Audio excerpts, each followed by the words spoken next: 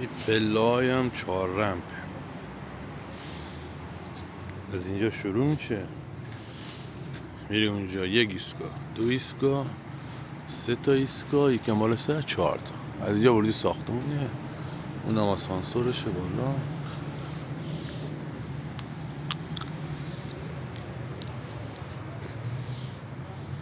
بیسو اینجا میشه شمشیری میاد یه بوکس 50 سانتی، باز این با این قفل میشه، باز اون با اون قفل میشه، این همه تو هم قفل میشه.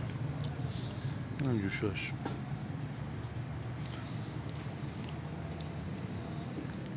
این قسمت هم بعضی جا پلیت میذارن، بعضی جا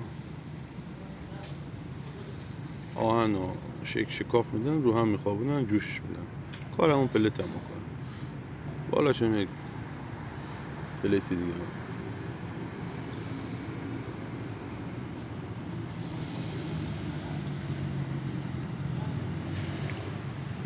بیست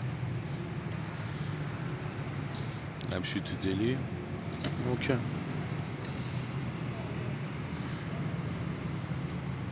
این روی این سواره، اونم رو اون سواره. اینجا میره روی ساختمون، رو پل به ورودی ساختمون میشه طبقه اول. دهنه بازم آسانسورش.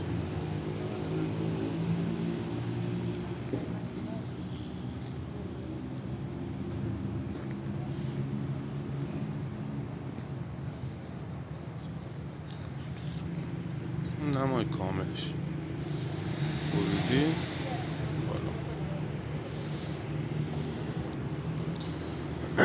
پله 4 هم جزو سخت ترین پله و راحت ترین، برای استفاده راحت ترین پله، چون 4 تا 5 تا پله میره بالا، یه ایستگاه داره، خسته نمیشه دیگه. بالاخره میذارن دیگه تو هر ساختمانی.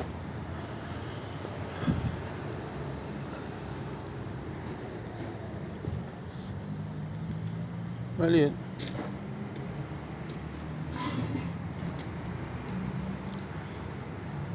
نحوه اجراش اینه، میره تو دیوار بروشی. این قسمت دور تا دورش دیوار بروشی داره.